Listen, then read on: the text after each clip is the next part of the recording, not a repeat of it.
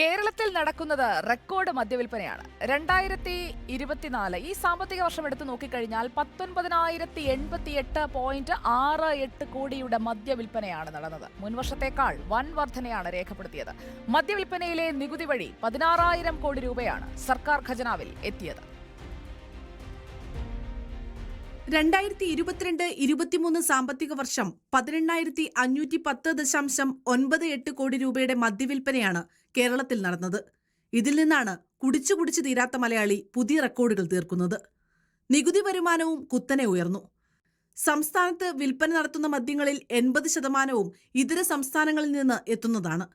ഇവിടെ ഉൽപ്പാദിപ്പിക്കുന്നത് കേവലം 20% മാത്രം.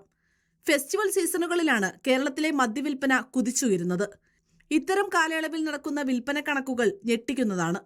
Onam, Vishu, Christmas, new year തുടങ്ങിയ ആഘോഷരാവുകളിലെല്ലാം ഹരം പകരാൻ മദ്യം തന്നെയാണ് പ്രധാനമായും ഒഴുകുന്നത്.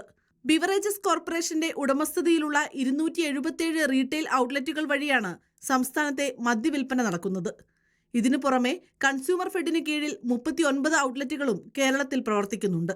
സംസ്ഥാനത്തെ 3.34 കോടി ജനങ്ങളിൽ 29.8 ലക്ഷം പുരുഷന്മാരും 3.1 ലക്ഷം സ്ത്രീകളും മദ്യം ഉപയോഗിക്കുന്നതായാണ് കണക്കുകൾ.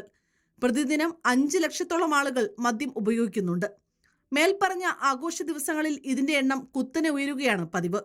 ഇടക്കാലത്ത് ഒന്നിലധികം തവണ മദ്യത്തിന് വില കൂട്ടിയിട്ടും അതൊന്നും വിൽപ്പന കണക്കുകൾ വലിയ വ്യത്യാസം സൃഷ്ടിക്കുന്നില്ല.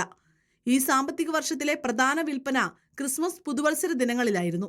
ആകെ വിറ്റത് 543 കോടി രൂപയുടെ മദ്യമാണ്. ആഘോഷവേളകളിൽ വൻ തുകയ്ക്ക് മദ്യം കഴിക്കുന്ന മലയാളിയുടെ ശീലത്തിന് ഇക്കുറിയും മാറ്റം വന്നിട്ടില്ലെന്നാണ് കണക്കുകൾ സൂചിപ്പിക്കുന്നത്. News desk reporter.